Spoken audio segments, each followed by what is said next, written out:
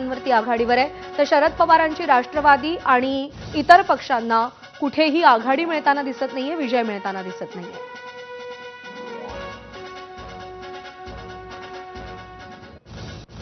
तर लातूर जिल्हा परिषदेत भाजपला सत्ता स्थापनेसाठी राष्ट्रवादीची मदत घ्यावी लागणार आहे.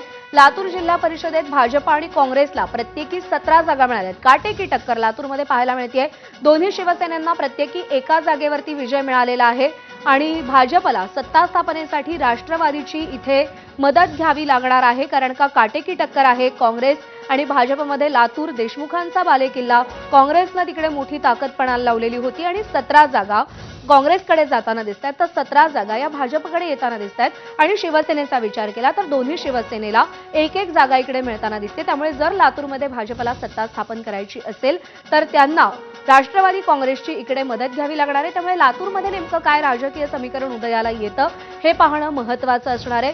लातूर महानगरपालिकेचा विचार केला तर काँग्रेसला तिकडे मॅन्डेट मिळालेला आहे. त्यामुळे आता जिल्हा परिषद निवडणुकांमध्ये जिल्हा परिषद हाती राखण्यासाठी भाजप काय खेळी करते याकडे लक्ष असेल. 16 जागांवरती भाजपला इकडे विजय मिळालेला आहे किंवा आघाडी मिळताना दिसतेय. शिंदेंच्या शिवसेनेला 2 जागांवरती, राष्ट्रवादीला 10 जागांवरती आघाडी मिळताना दिसतेय. काँग्रेस 15 जागांवरती आघाडीवर आहे. उद्धव ठाकरेंच्या शिवसेनेला एकही जागा मिळालेली नाहीये.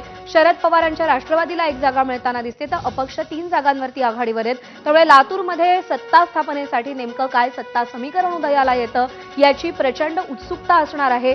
भाजप इकडे काय खेळी करणार हे पाहावं लागेल, कारण का जी आकडेवारी काही वेळापूर्वी समोर आली त्यानुसार भाजप आणि काँग्रेसला समसमान जागा मिळत आहेत. दोन्ही शिवसेनेंना एकेका जागावरती आघाडी मिळते. त्यामुळे जर भाजपला सत्ता स्थापन करायची असेल तर राष्ट्रवादीची मदत घेणं अपरिहार्य असणार आहे.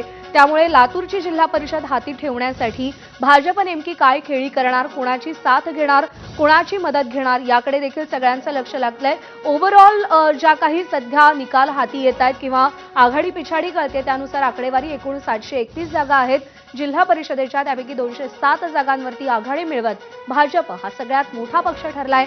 शिवसेना 125 जागांवर आघाडीवर आहे, राष्ट्रवादी 122 जागांवर आघाडीवर आहे, काँग्रेस 46. राष्ट्रवादी शरदचंद्र पवार गटाची काहीशी पिछेहाट होताना दिसते, 15 वरून 13 जागांवरती आलेत. ठाकरे सेना परत काहीशी पुढे जाताना दिसते, 38 जागांवरती त्यांच्याकडे आघाडी आहे, तर इतर पक्ष हे 30 जागांवरती आघाडीवर असल्याचं चित्र सध्याच्या घडीला पाहायला मिळतंय. तर पवारांना पुण्यातल्या रुबी हॉल क्लिनिकला आणणार असल्याची माहिती